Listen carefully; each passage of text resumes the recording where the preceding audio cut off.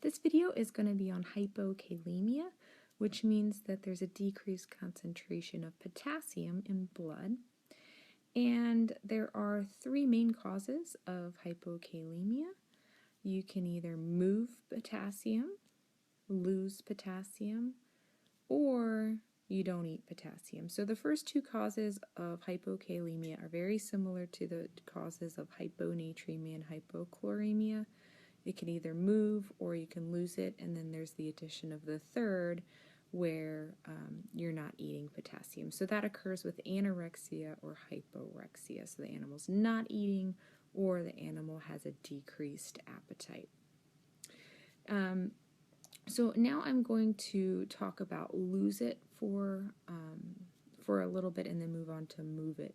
So for lose it, it's very, very similar to the causes of hyponatremia and hypochloremia. So these are essentially, what I'm listing now are the same causes as hyponatremia and hypochloremia. There's gastrointestinal loss, renal loss, and then cutaneous loss.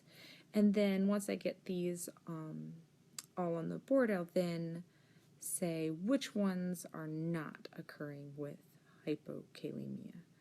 So the ones that you don't see occur with hypokalemia are tubular disease, and that's because the kidneys are responsible for excreting potassium. So really, if you had renal failure, you would expect to see increased potassium, and I'll talk more about that in the hyperkalemia lecture.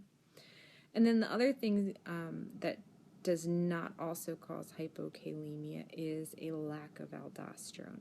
And that's because aldosterone is responsible for excreting potassium. So if you had less aldosterone, there's less potassium excretion, and then you'll have hyperkalemia. So again, you'll learn more about that in the hyperkalemia lecture. Okay, so now moving over to move it. And that is shifting of potassium. So shifting of potassium within the body, so from blood to another space. And this occurs with a metabolic alkalosis. And that means that there's a decreased concentration of hydrogen ions in the blood. So to explain this a little bit better, I'm going to draw a blood vessel and then also a cell. And the cell has a nucleus. That's what the big blue thing is. And the cell is also known as the intracellular space or the intracellular fluid, which can be abbreviated ICF. And the blood is also known as the extracellular fluid or the ECF. So you might hear me talking about that in class, ICF, ECF. That's what those abbreviations stand for. So in blood and in the cell, there's hydrogen ions, and in blood and in the cell, there's also potassium ions. So during a metabolic alkalosis, there's fewer hydrogen ions in the blood, and to compensate for this, the body always tries to maintain a somewhat normal pH. So to compensate for this lack of hydrogen ions in the blood, hydrogen ions from the ICF, or the intracellular fluid, move to the extracellular fluid. But the body also doesn't like a